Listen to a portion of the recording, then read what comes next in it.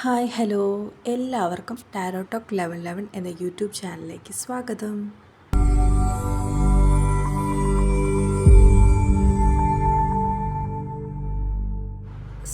ഇന്ന് നമ്മൾ Oracle card reading ആണ് നോക്കുന്നത്.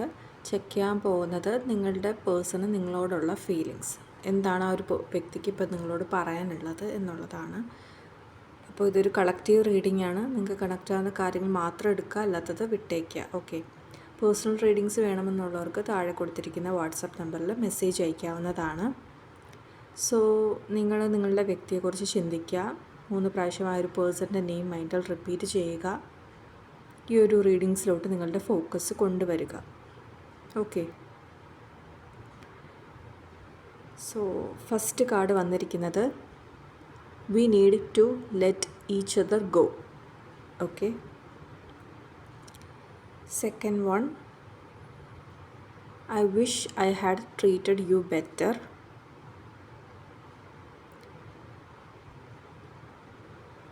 Third one, I can't stop thinking about you. Fourth one, I am becoming a better person. You were the best thing in my life.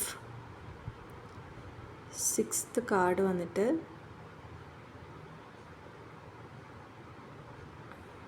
I want to tell you how I feel. Okay, നമുക്ക് final ഒരു 1 more കാർഡും കൂടെ എടുക്കാം, എന്നിട്ട് നമുക്ക് നോക്കാം. Okay. You and I were too young. Okay. First കാർഡിൽ നിന്ന് നമുക്കെന്താ മനസ്സിലായത്? നിങ്ങൾക്കിടയിലൊരു ഡിസ്റ്റൻസിങ് ഇപ്പോൾ ഉണ്ട്, അല്ലെങ്കിൽ ഇമോഷണൽ ഡിറ്റാച്ച്മെൻറ്റ് ഇപ്പോൾ കറൻ്റ്ലി ഉണ്ട്. ചിലവരിപ്പോൾ ബ്രേക്കപ്പ് സിറ്റുവേഷനിലൂടെ ആയിരിക്കാം കടന്നു പോകുന്നുണ്ടാകാം, നോ കോൺടാക്ട് സിറ്റുവേഷൻ ആയിരിക്കാം, അല്ലെങ്കിൽ ഒരു ഓൺ ആൻഡ് ഓഫ് മോഡിലായിരിക്കാം പൊയ്ക്കൊണ്ടിരിക്കുക. ആൻഡ് രണ്ടുപേർക്കും ആ ഒരു ഫീൽ ഉണ്ട്. ഓക്കെ, ലെറ്റ് ഗോ ചെയ്യണം എന്നൊരു തോട്ട് ഉണ്ടാകും, അല്ലെങ്കിൽ ഒരു പേഴ്സണായിരിക്കും ആ ഒരു ചിന്ത ഇപ്പോൾ ഉള്ളത്. അത് ആ ഒരു സ്നേഹം ഇല്ലാഞ്ഞിട്ടൊന്നും ആയിരിക്കത്തില്ല. മേ ബി എന്തെങ്കിലും ഒരു റീസൺ, ലൈക്ക് നിങ്ങൾക്കിടയിലുണ്ടായ ചെറിയ ആർഗ്യുമെൻ്റ് ആയിരിക്കാം, അല്ലെങ്കിൽ മൂന്നാമതൊരു പേഴ്സൺ നിങ്ങളുടെ റിലേഷൻഷിപ്പിൽ വന്നതുകൊണ്ടായിരിക്കാം, തേർഡ് പാർട്ടി ആയിരിക്കാം. അപ്പോൾ ആ ഒരു കാരണം കൊണ്ട് ആ ഒരു ചിന്ത, ലെറ്റ് ഗോ ചെയ്യണം എന്നൊരു ചിന്ത ഒന്നെങ്കിൽ നിങ്ങൾക്കോ അല്ലെങ്കിൽ നിങ്ങളുടെ പാർട്ട്ണറിനോ അല്ലെങ്കിൽ രണ്ടുപേർക്കും ഉണ്ട് എന്നുള്ളതാണ്. ആൻഡ് സെക്കൻഡ് വന്നിട്ടുണ്ടായിരുന്ന I wish I had treated you better. അപ്പോൾ ആ ഒരു വ്യക്തി നിങ്ങളെ ട്രീറ്റ് ചെയ്ത രീതി തെറ്റായിട്ടാണ് അല്ലെങ്കിൽ മോശമായിട്ടാണ് എന്നൊരു ഗിൽട്ട്, കുറ്റബോധം ആ ഒരു വ്യക്തിക്ക് ഉണ്ട് എന്നുള്ളതാണ് മനസ്സിലാകുന്നത്. അപ്പോൾ ആ ഒരു വ്യക്തി ചെയ്തു പോയ തെറ്റുകളിൽ ആ ഒരു വ്യക്തി ഇപ്പോൾ ഖേദിക്കുന്നു, അതെല്ലാം മനസ്സിലാക്കുന്നു എന്നുള്ളതാണ്. സ്വന്തം തെറ്റെന്താണെന്നുള്ളത് ആ ഒരു വ്യക്തി മനസ്സിലാക്കുന്നു. നിങ്ങളുടെ ആ ഒരു നിങ്ങളുമായിട്ടുള്ള ഒരു കമ്മിറ്റ്മെൻറ്റ് അത് മിസ് ചെയ്യുന്നുണ്ട് എന്നുള്ളത് നമുക്കവിടെ മനസ്സിലാക്കാം. നിങ്ങളുടെ ശരിക്കും ഉള്ള വില ആ ഒരു വ്യക്തി മനസ്സിലാക്കുന്നു. Third, I can't stop thinking about you.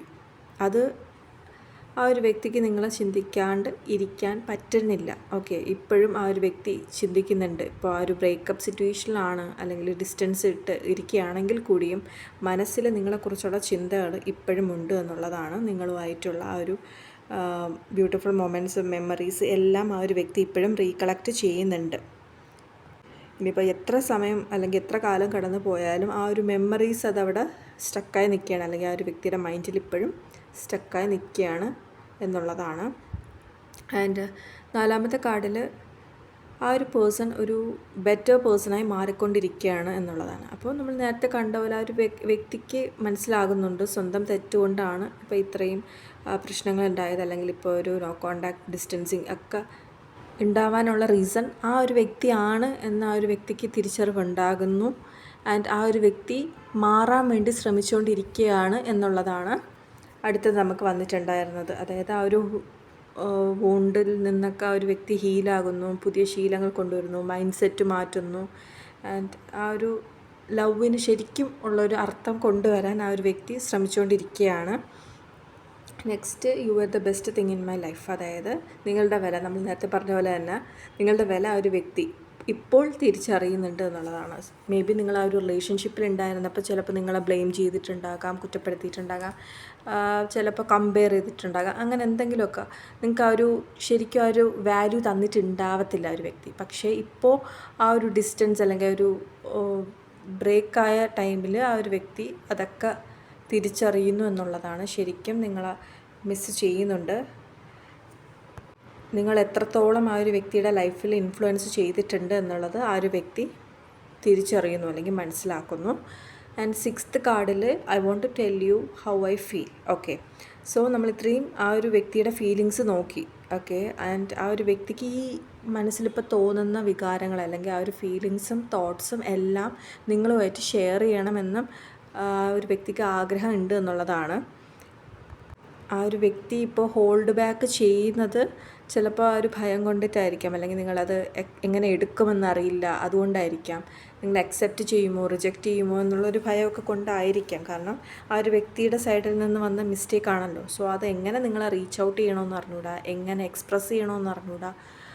And ആ ഒരു വ്യക്തിക്ക് നിങ്ങളുമായി ഇനി കമ്മ്യൂണിക്കേഷൻ വെക്കണമെന്നും എല്ലാം പറഞ്ഞ് സോർട്ട് ഔട്ട് ചെയ്യണമെന്നും എല്ലാം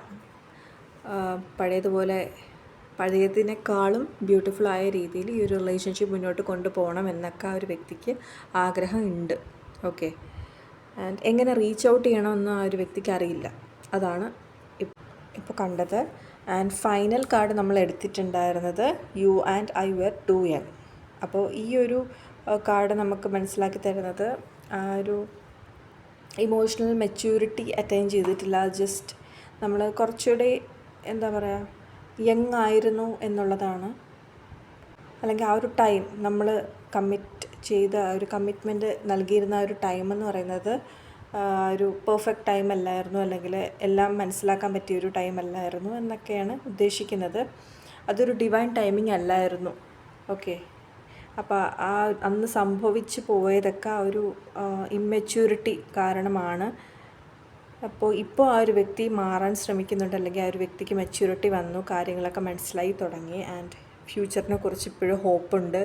അങ്ങനെ ആ ഒരു വ്യക്തി മാറി എന്നൊരിതും നമുക്ക് കാണാം അല്ലേ.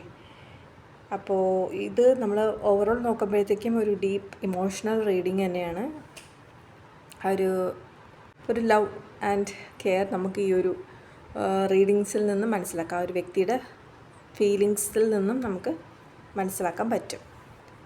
സോ ഇതായിരുന്നു നമ്മളുടെ റീഡിങ്സ് വന്നിട്ട്. ഈ ഒരു എനർജി നിങ്ങൾക്ക് കണക്റ്റ് ആയിട്ടുണ്ടെങ്കിൽ തീർച്ചയായും ഈ വീഡിയോയ്ക്ക് ലൈക്ക് തരിക. ആൻഡ് നിങ്ങൾ ഓർക്കേണ്ട ഒരു കാര്യം എന്ന് പറയുന്നത്, ചില സമയം നമ്മൾ ഈ ലെറ്റ് ഗോ ചെയ്യുക എന്ന് പറയുന്നത് നമ്മളുടെ ഹീലിങ്ങിൻ്റെ ഒരു ഭാഗമാണ്. ഓക്കെ, ഈ ലവ് എന്ന് പറയുമ്പോഴത്തേക്ക് എപ്പോഴും നമ്മളെ ഇങ്ങനെ മാറ്റിക്കൊണ്ടേയിരിക്കും. നമ്മളറിയാതെ നമ്മളെ തന്നെ ഇങ്ങനെ ട്രാൻസ്ഫോം ചെയ്തുകൊണ്ടിരിക്കും. നമ്മളിൽ ഒരുപാട് മാറ്റങ്ങൾ വരും, നമ്മളെ ഇനിയും പവർഫുള്ളാക്കി മാറ്റും. ചിലപ്പോൾ ചില ബ്രേക്കപ്സും അല്ലെങ്കിൽ ചില അവസാനം എന്ന് പറയുമ്പോൾ എന്തിൻ്റെയൊക്കെ തുടക്കമാണെന്ന് മനസ്സിലാക്കുക. ഓക്കെ, ആൻഡ് ആ ഒരു ബ്യൂട്ടിഫുൾ ബിഗിനിങ്ങിന് വേണ്ടിയിട്ട് നിങ്ങൾ വെയിറ്റ് ചെയ്യുക. ആൻഡ് ഇന്ന് മെയ് 5, 2025 സോ ഇന്ന് നമുക്ക് മാനിഫെസ്റ്റേഷൻ ചെയ്യാവുന്നതാണ്. അപ്പോൾ ഞാൻ നിങ്ങളുമായിട്ടൊരു 555 method of manifestation technique share ചെയ്യാമെന്ന് വിചാരിക്കുന്നുണ്ട്. അപ്പോൾ നിങ്ങൾ ചെയ്യേണ്ടത്, നിങ്ങൾ ഡെയിലി അഫർമേഷൻസ് പറയുന്ന ഒരു വ്യക്തിയായിരിക്കുമല്ലോ. അപ്പോൾ നിങ്ങൾക്കൊരു സ്ട്രോങ് ആയിട്ടുള്ള, അല്ലെങ്കിൽ നിങ്ങൾ അത്രയും ആഗ്രഹിക്കുന്ന ആ ഒരു കാര്യം, ഒരു അഫർമേഷൻ നിങ്ങൾക്ക് ചൂസ് ചെയ്യാം ഇന്നത്തെ ഒരു ഡേ.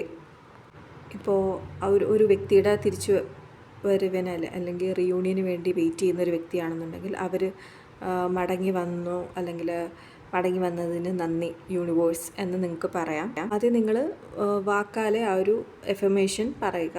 മനസ്സിൽ പറയുന്നതിനെക്കാട്ടിയും നിങ്ങൾ ഇച്ചിരി ലൗഡായിട്ട് പറയുന്നതായിരിക്കും കുറച്ചുകൂടെ ബെറ്റർ. നെക്സ്റ്റ് നിങ്ങൾക്ക് ഈ ഒരു അഫർമേഷൻ അല്ലെങ്കിൽ നിങ്ങളുടെ ആ ഒരു ആഗ്രഹം എന്ന് പറയുന്നത് 55 പ്രാവശ്യം 55 ടൈംസ് ഒരു നോട്ട്ബുക്കിലോ അല്ലെങ്കിൽ ഒരു പേപ്പറിലോ ജേർണലിലോ എവിടെ വേണമെങ്കിലും നിങ്ങൾക്ക് എഴുതി വയ്ക്കാം. അപ്പോൾ ആ ഒരു ആഗ്രഹം നടന്നതായിട്ട് വേണം എഴുതാൻ വേണ്ടിയിട്ട്. ഓക്കെ, സോ 55 ടൈംസ് ഇപ്പോൾ ഇന്ന് സ്റ്റാർട്ട് ചെയ്യുക. ഒരു 5 ഡേയ്സ് നിങ്ങളിത് റിപ്പീറ്റ് ചെയ്യുക. ആൻഡ് ഈ ഒരു ആഗ്രഹം നിങ്ങൾ എഴുതുന്ന ടൈമിൽ നിങ്ങൾ ആ ഒരു ആഗ്രഹം നടന്നതായിട്ട് ഫീൽ ചെയ്യണം. ഫീൽ ചെയ്തുകൊണ്ട് വേണം നിങ്ങൾ എഴുതാൻ വേണ്ടിയിട്ട്. ഇപ്പോൾ ആ ഒരു വ്യക്തി മടങ്ങി വരുന്നതായിട്ടാണ് നിങ്ങൾ എഴുതുന്നത്, അല്ലെങ്കിൽ മടങ്ങി വന്നതിന് നന്ദി എന്നാണ് എഴുതുന്നതെന്നുണ്ടെങ്കിൽ ആ ഒരു വ്യക്തി മടങ്ങി വരുമ്പോൾ നിങ്ങൾക്കുണ്ടാവുന്ന ആ ഒരു ഇമോഷൻ എന്താണോ, ആ ഒരു ട്രൂ ഇമോഷൻ, അത് നിങ്ങൾക്ക് ആ ഒരു ടൈമിൽ ഉണ്ടാവണം. ആ ഒരു സന്തോഷത്തോടു കൂടിയും ആ ഒരു എല്ലാ ഇമോഷൻസോടു കൂടിയും നിങ്ങളുടെ എനർജി ഹൈ ആക്കിയിട്ട് വേണം നിങ്ങളിത് എഴുതാൻ വേണ്ടിയിട്ട്. ഓക്കെ. ആൻഡ് അതുപോലെ തന്നെ നിങ്ങൾ വിഷ്വലൈസ് ചെയ്യണം നിങ്ങളും ആ ഒരു പേഴ്സണുമായിട്ടുള്ള ഒരു മീറ്റിങ്ങും നിങ്ങൾ ഔട്ടിങ് പോകുന്നതും അല്ലെങ്കിൽ കോൾ ചെയ്യുന്നത്, ടെക്സ്റ്റ് ചെയ്യുന്നത്, അതൊക്കെ വിഷ്വലൈസ് ചെയ്യുക. അത് നടന്നതായിട്ട് സങ്കല്പിക്കുക. ആൻഡ് ഇതൊരു 5 days നിങ്ങളൊന്ന് റിപ്പീറ്റ് ചെയ്യുക. എന്നിട്ട് ബാക്കി നിങ്ങൾ ലെറ്റ് ഗോ ചെയ്യുക. ബാക്കി യൂണിവേഴ്സിന് വിട്ടുകൊടുക്കുക, യൂണിവേഴ്സിനെ ട്രസ്റ്റ് ചെയ്യുക എന്നുള്ളതാണ്. ആൻഡ് നിങ്ങൾ ചെയ്യേണ്ട കാര്യങ്ങളുണ്ടാകും, അത് പ്രോപ്പറായിട്ട് നിങ്ങൾ ചെയ്യുക. ആൻഡ് റെസ്റ്റ് നിങ്ങൾ യൂണിവേഴ്സിന് വിട്ടുകൊടുക്കുക. അപ്പോൾ ഈ ഒരു മെത്തേഡ് ട്രൈ ചെയ്തിട്ടുള്ളവരാണെന്നുണ്ടെങ്കിൽ കമൻറ്റ് ചെയ്യുക, ഇല്ലാത്തവരാണെന്നുണ്ടെങ്കിൽ ഒന്ന് ശ്രമിച്ച് നോക്കുക. ആൻഡ് നിങ്ങളുടെ ആ ഒരു എനർജി നിങ്ങൾ ഹൈ ആക്കി വയ്ക്കാൻ ശ്രമിക്കുക. ഓക്കെ. അപ്പോൾ നിങ്ങൾ ഡെയിലി മെഡിറ്റേഷൻ ചെയ്യുന്നവരാണ് എന്നുണ്ടെങ്കിൽ മെഡിറ്റേഷൻ ചെയ്തതിന് ശേഷം ഇത് ട്രൈ ചെയ്യുക. സോ എല്ലാവരുടെയും ആഗ്രഹം പെട്ടെന്ന് തന്നെ സാധിക്കട്ടെ എന്ന് ഞാൻ പ്രാർത്ഥിക്കുന്നു. സോ ഇതായിരുന്നു നമ്മളുടെ ഇന്നത്തെ വീഡിയോ വന്നിട്ട്. ഈ വീഡിയോ നിങ്ങൾക്ക് ഇഷ്ടപ്പെട്ടിട്ടുണ്ടെങ്കിൽ തീർച്ചയായും ഈ വീഡിയോ ലൈക്ക് തരിക. ആൻഡ് ഇതുപോലുള്ള വീഡിയോസിന് എൻ്റെ ചാനലൊന്ന് സബ്സ്ക്രൈബ് ചെയ്യുക. എല്ലാവർക്കും നല്ലൊരു ദിനം നേരുന്നു.